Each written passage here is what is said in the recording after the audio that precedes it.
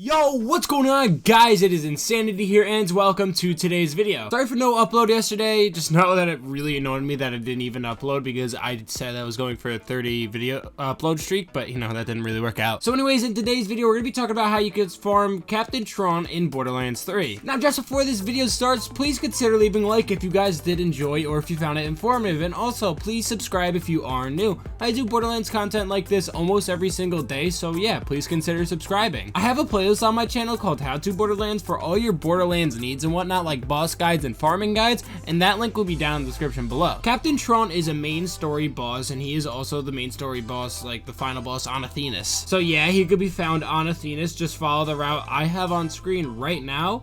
It's a pretty long run, not gonna lie, but honestly, you could get the Chaos on SMG actually from him. I actually have a video on that. Like reviewing the legendary and stuff like that, so if you guys want to go check that out, that link will be down in the description below. Captain Traunt is actually one of my favorite bosses personality wise. He just, I don't know, just some of the stuff, him and his brother General Traunt are just so funny, and it feels like Borderlands when they're talking. Captain Traunt is a pyrotech heavy, meaning he resists fire, and so yeah, I wouldn't recommend using incendiary on him. I would recommend using something like radiation corrosive, shock.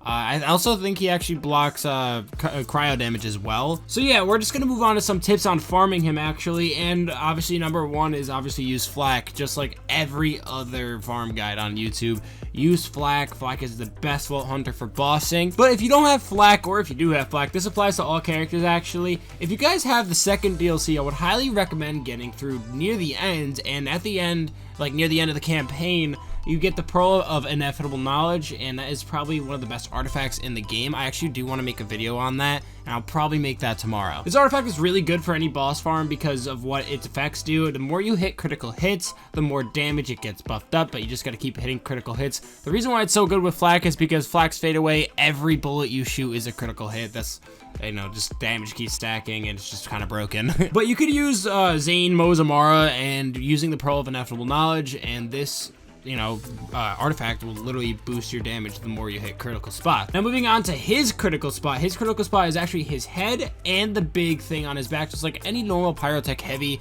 or heavy Maliwan soldier. There's this big generator core on his back. That's what you got to shoot. That's the big critical hit spot. And yeah, now moving on to some weapons that I would recommend using for this farm. Obviously using the yellow cake is highly recommended because it's just such a powerful rocket launcher. It literally has the capability of one-shotting him on Mayhem 10. It is just ridiculously overpowered, and they're probably gonna nerf it. Like if they nerfed the flacker back then, I can't see them not nerfing this right now. But if you can't get yourself a yellow cake because it is only available in the cartels event, which is limited time, if you don't have one, I would recommend highly recommend actually using a King's or Queen's Call. This has slowly became one of my favorite weapons to use in the game, just because of how much damage they actually do over time with the Pearl of Ineffable Knowledge. With these weapons, you guys probably already know, but if you hit a critical hit, it splits up into 3 more bullets that will lock on the target, and it's just ridiculously overpowered with the Pearl of Ineffable Knowledge. The more you hit critical spots, it's just, I don't know, it's just one of my favorite weapons to use. So yeah, other than that, stuff like the ion cannon, the Sandhawk, just stuff like that